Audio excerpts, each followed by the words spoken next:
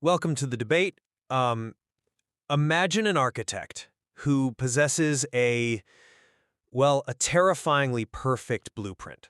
Okay. Before pouring a single ounce of concrete, this architect knows exactly how every future resident will navigate the completed city. Down to the last footstep, right? Exactly. They know who will find the central gardens, and they know exactly who will inevitably wander into the dark, crumbling alleyways and just refuse to leave. Right. But the architect builds the city anyway, so the question is, does constructing that city, armed with absolute foresight, mean the architect forced those people into the alleys? Or did they merely provide the space for those residents to walk the path they were, always going to freely choose? It really is the ultimate philosophical trap, isn't it? I mean, we are diving straight into the intersection of divine omniscience and human agency here. Yeah, we really are. It's a space where our definitions of freedom blur, and frankly, our logic gets stretched to its absolute breaking point. It is the crucible of theology. Today we are examining the tension between an omniscient creator, specifically through a framework known as simple foreknowledge, and the reality of human free will. Right. We're evaluating a very specific claim today. If a creator knows beforehand that a specific individual will reject them and choose a path of eternal destruction, does the mere act of creating that individual constitute determinism? And we need to be incredibly precise with our terms here, because the margins for error in this discussion are, well, they're razor thin. Absolutely. So I'll be defending the simple foreknowledge perspective. My position is that the creator establishes a conditional environment for necessary experiential learning, and this fundamentally preserves genuine, uncoerced human choice, even in the face of absolute foresight.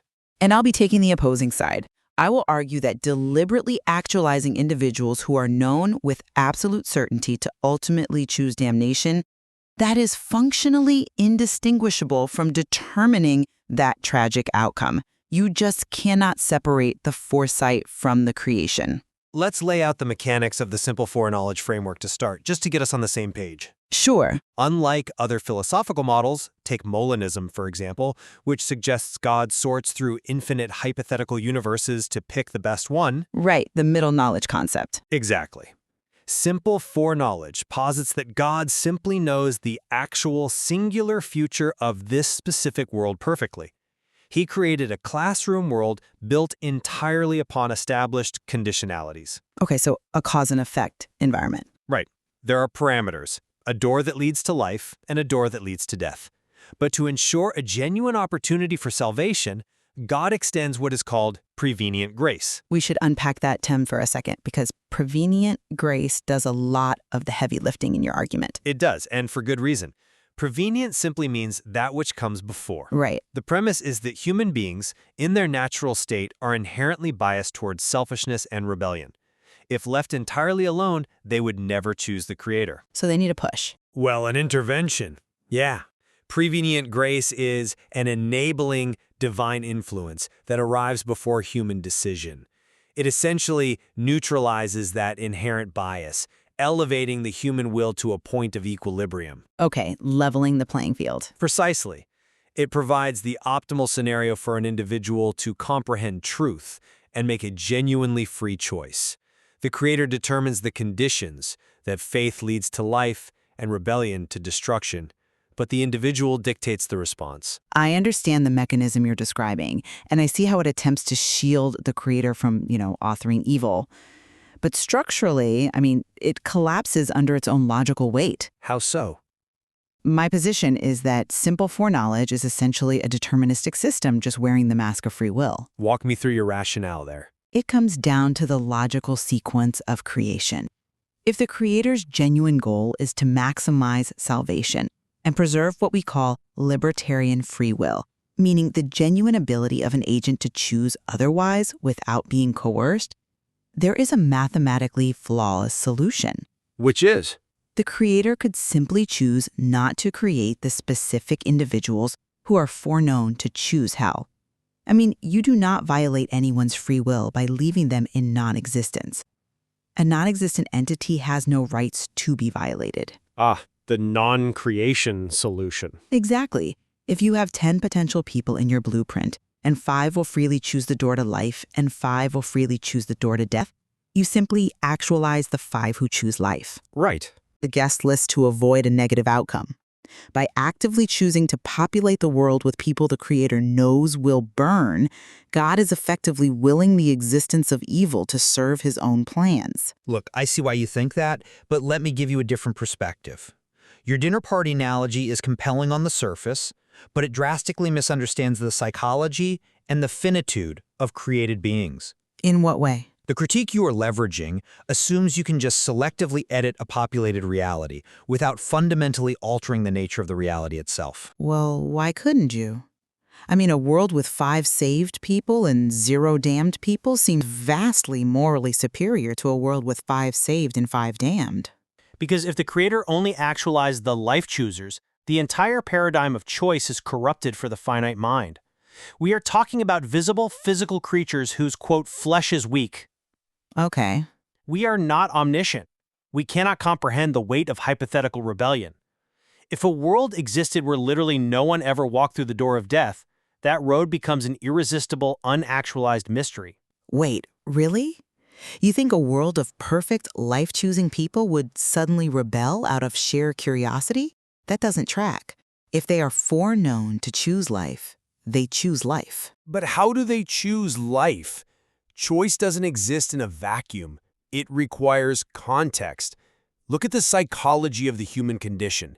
Put finite beings in a perfect scenario with one forbidden, untraveled path, and the temptation of the unknown skyrockets. I mean, we saw that in Eden? Exactly. True substantive choice requires both paths to be actively populated. To understand what evil actually is, finite beings must see the actualized consequences of separation from the Creator. If the door of death is strictly a hypothetical concept with no actual travelers, it ceases to be a genuine warning. The visual aid of failure is what reinforces the choice for life. Wait, hold on. Do you hear the implication of what you just said? What do you mean? You are arguing that God needs people to go to hell so that the people going to heaven have a visual aid. That's not exactly. You are explicitly stating that the damned are collateral damage. They're educational props necessary to keep the saved on the straight and narrow. If God deliberately determines to make a world where sin and damnation must exist for the educational benefit of others, he has determined evil. No, that's conflating utility with causation. He chose the blueprint with the washout roads specifically so people would drive off the cliff to serve as warning signs for the rest of the traffic. He allowed the road to exist. He did not place the driver's foot on the gas pedal. There is a profound difference between utilizing a freely chosen rebellion for an educational purpose and authoring the rebellion itself. I just don't see the difference when their creator is the one building the road and putting the specific driver in the car, knowing exactly what will happen. And this brings up another major flaw in the simple foreknowledge defense. Let's talk about the nature of the choice being offered. Critics often bring up the spaghetti analogy. Oh, okay, let's hear it. If I invite you to dinner and I know with absolute infallible certainty that you despise spaghetti, that it actually makes you sick to your stomach, I am not going to serve you spaghetti. Right, that would be absurd. Offering it to you is a performative, meaningless choice. So, why would an omniscient God offer a path of damnation or even a path of salvation to someone he already knows wants absolutely nothing to do with it? Well, Creating them just to offer them a choice they will inevitably refuse is an exercise in futility. Why serve the dish? Because salvation and damnation are not alternative menu items. The entire premise of the spaghetti analogy is structurally flawed because it reduces the fundamental fabric of existence to a mere preference of experience. Choosing between the Creator and rebellion is not like choosing between fried chicken and spaghetti. How is it different? Practically speaking, from the perspective of the agent making the choice, they are two divergent options presented for selection. It is different because of what we call ontological reality, meaning the actual nature of being and existence. God is not offering a meal option. The Creator is the fountain of life itself. The choice is between connection to the source of existence or the deprivation of it. Let me give you a better analogy. Okay, go ahead. It's not a dinner party. Imagine a deep-sea diver tethered to a ship. The ship is pumping oxygen down the line. That oxygen isn't a meal preference, it's the fundamental condition for the diver's survival. God is providing the oxygen. Rebellion is the diver choosing to pull out a knife and cut their own air hose. Okay, but if the captain of the ship knows the diver's going to cut the hose, why put them in the water? Because the ocean is the classroom. And darkness, damnation, is not a created substance God forces on the diver. Darkness is simply the subtraction of light. Suffocation is the subtraction of oxygen. Right, but When a soul chooses to sever ties with the Creator, they are actively choosing intentional starvation. God doesn't say, "Here is your plate of damnation." He says, "Here is life." The individual rejects it, and the natural, ontological consequence is death. if God knows they will cut the hose, placing them in the water so they can suffocate is infinitely crueler than just leaving them on the deck. Not when you consider how the Creator integrates that tragedy into the broader sovereign purpose of the entire fleet. Let's look at a historical mechanism for this from the source material. God uses the negative, destructive choices of those who reject Him to display His power and ultimately strengthen the faith of His people. Give me an example. Consider the Pharaoh of Egypt during the Exodus. Pharaoh lived entirely as his own god. He despised the Creator. And God foreknew this. Perfectly. Pharaoh freely chose to pursue the Israelites into the Red Sea, bringing ruin upon himself and his armies. God didn't make Pharaoh arrogant. Pharaoh's own agency generated that rebellion. But God created the circumstances. He determined the parameters. He parted the sea. He provided the environmental conditions. Pharaoh's freely chosen ruin became a profound, undeniable testament to God's power to protect the chosen people. The faith of an entire nation was solidified because they witnessed the actualized consequence of rebellion. You're using the phrase, God uses their choices again. That is exactly where the defense of simple foreknowledge bleeds right back into determinism for me. Why? Because if God finds utility in Pharaoh's destruction, and God actively chose to actualize the specific timeline where Pharaoh is destroyed, God is orchestrating the destruction for His own ends. If the captain says, the educational value of watching this diver suffocate is worth putting him in the water, that is a deterministic willing of a fatal outcome. It is only deterministic if you conflate setting the stage with writing the script. God maximizes the good from freely chosen evil, but the origin of the evil remains entirely within the finite will of the creature. I come at it from a different way.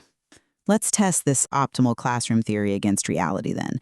You claim that simple foreknowledge relies on God extending prevenient grace universally to neutralize our bias and provide the perfect scenario for humanity to comprehend the truth. Yes, the neutralization of the biased will is essential for the choice to be genuinely free. But the statistical reality of our world aggressively contradicts that claim. How so? According to demographic data, like the Joshua Project, for instance, roughly 42% of the global population is considered unreached and unengaged. We are talking about billions of people throughout human history who have lived, died, and never once heard the gospel, never heard of the resurrection, never encountered the specific parameters of your door to life. Right. The unreached populations are always a vital point of scrutiny in this framework. Because it shatters the framework. How can you possibly claim this is God's perfectly curated classroom designed for maximum salvation when nearly half the planet doesn't even possess the vocabulary to pass the test? Well, Take the classic philosophical example of the orphan in a remote jungle. No missionary has ever reached them. No Bible has ever been translated into their language. How can you argue that prevenient grace has been extended to them in any meaningful way? If God foreknew they would be born in a place devoid of the gospel, He essentially foreknew their failure based on geography. I completely reject the premise that geographic isolation equates to spiritual abandonment. You are conflating demographic data with the spiritual mechanics of grace. The simple foreknowledge defense explicitly states that prevenient grace is extended universally. It is not strictly limited to a printed text or a traveling missionary. Then what is the mechanism? How does the orphan in the jungle respond to a historical resurrection they've literally never heard of? By responding to the light they have been given. The mechanics of prevenient grace operate heavily through what theology calls natural revelation and the internal testimony of conscience. Okay, so general revelation. Yes. Look at the complexity of the cosmos, the inherent moral law written on the human heart, the innate understanding of justice and beauty. These are the baseline communications of the Creator. So you're saying looking at a sunset is enough to impart saving grace? I am saying the Creator judges a soul based on their response to the revelation they have received, not the revelation they haven't. Interesting. The enabling grace is the internal mechanism that allows the orphan in the jungle to look at the world, recognize a creator, and intuitively throw themselves on the mercy of whatever being engineered that reality, rather than choosing to worship themselves. We may not understand the exact eschatological paperwork of how that orphan's faith is credited, but the foundational claim holds. The opportunity for choice is universally extended. But the outcomes are still known. God sets the parameters of their existence, yes, but He absolutely does not determine their internal response to the light they possess. Let me press you on this experiential classroom concept one more time, because if we follow it to the end of the timeline, there is a massive logical contradiction. You've argued adamantly that mankind, as finite physical creatures, must experience a world with actualized evil. Correct. Our flesh is weak. We need the visual aid of failure. We have to learn experientially that living as our own gods leads to suffocation, to use our diver analogy. Okay, but let's look at the eschatological future, the concept of the New Jerusalem, or heaven. In this future state, the theological consensus is that death is cast into the lake of fire. Sin cannot re-enter. Right. The environment is perfect, and the saved will never choose evil again. That is the ultimate hope, yes, the culmination of the classroom. But here's the contradiction. If experiential learning, the presence of the weak flesh, and the visible reality of the door to death are all so absolutely structurally necessary for finite creatures to possess free will without rebelling, why won't they be necessary in heaven? Ah, I see what you're asking. If God can sustain finite creatures in perfect obedience in the future without the presence of actualized evil, He could have just done it from the beginning. The whole crucible of human suffering on earth is rendered totally unnecessary. That is a fascinating challenge, but it fundamentally misreads the developmental necessity of the current world. You are treating the New Jerusalem as if it is just a different geographic location. It is an entirely different state of being. But they are still finite creatures, aren't they? They aren't omniscient gods now. They are finite creatures who have been transformed. The simple foreknowledge perspective notes that our current physical factors, our flesh, are inherently weak and susceptible to the temptation of the unknown, as we discuss with Adam and Eve. But the perfection of the New Jerusalem is not achieved in spite of this current world. It is achieved specifically because of it. Meaning what? The trauma of earth is the cure for rebellion? Essentially, yes. The separation of the wheat from the chaff, the experiential learning of the crucible, is the very mechanism that immunizes the human soul against future rebellion. God knew that in order for mankind to thrive eternally in the New Jerusalem, to remain humble and to learn to depend entirely on Him as the source of life, they had to pass through this specific temporal reality. We don't need the visual aid of the door of death in heaven because we already live through it on earth. So the ends justify the means? The temporal struggle produces the eternal weight of glory. The exact mechanics of how a glorified body operates in the New Jerusalem to perfectly align our desires with God's might be beyond our current scientific or theological grasp, but the logic holds. In this world, right now, we are weak. The experiential learning is the cure for that weakness. But by admitting that we must pass through this exact crucible and acknowledging that God built this specific crucible, knowing billions would burn inside of it to cure the survivors, you're validating my core critique. How so? You are conceding that God has a systemic purpose for people ending up in hell.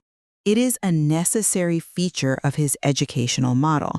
And if a tragic outcome is a necessary feature of an omnipotent architect's system, it is, by definition, determined. It is only determined that the conditions of failure are permitted to exist. It is determined that the diver will be put in the water with a knife, but the individual act of cutting the hose remains fiercely, tragically, and genuinely free. Well, I think we have hit the absolute bedrock of our disagreement.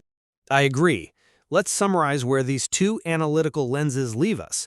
The perspective defending simple foreknowledge argues that we must view reality as a necessary experiential classroom designed for finite beings. Right. God, in His absolute omniscience, designed a framework of conditionalities that maximizes the opportunity for salvation by universally extending prevenient grace, even to the furthest corners of the globe. He preserves genuine human freedom by allowing us to actually experience the weight of our choices. Damnation is not a menu item God maliciously serves. It is the tragic ontological reality of a creature choosing to sever its own air supply. And while the Creator perfectly foreknows the outcome, He merely provides the environment where mankind freely acts. And the perspective critiquing this view summarizes that you simply cannot separate absolute foresight from creative responsibility. If an omnipotent architect knows the specific soul will inevitably face eternal damnation, and nonetheless actualizes that exact soul to serve as an educational warning for the rest of the city, that architect has crossed the line from mere foreknowledge into deterministic willing. You cannot claim to prioritize the maximum salvation and freedom of humanity when you intentionally populate a reality with individuals you know, without a shadow of a doubt, will suffocate. Despite our structural disagreements on the mechanics of causality, I think both of these perspectives demonstrate a profound reverence for the central tension of theology, the collision between human frailty and divine sovereignty. Absolutely. There is definitely a mutual convergence on the idea that mankind is fundamentally weak, incredibly drawn by what we can physically see, and in desperate need of an enabling grace to make sense of the world. Exactly. The lingering, perhaps insurmountable point of contention is simply whether an omniscient architect can actualize a known negative outcome without bearing deterministic responsibility for the wreckage. Does knowing the future make you the author of it? It is a tension that aggressively pushes the limits of human language. Exploring these frameworks doesn't necessarily hand us an easy bow-tied answer, but it forces us to be rigorously honest about the logical implications of what we believe about freedom and authority.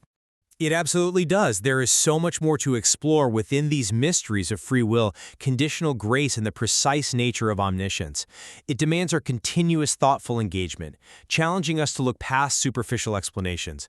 Which brings us right back to where we began. The city stands. The blueprint was drawn before time began. The architect watches from above, intimately aware of every step we will ever take. And yet, here we are, standing at the intersection of the labyrinth, feeling the overwhelming, undeniable weight of having to freely choose which alleyway to walk down. Makes you wonder who is really turning the corner. Thank you for joining us on The Debate.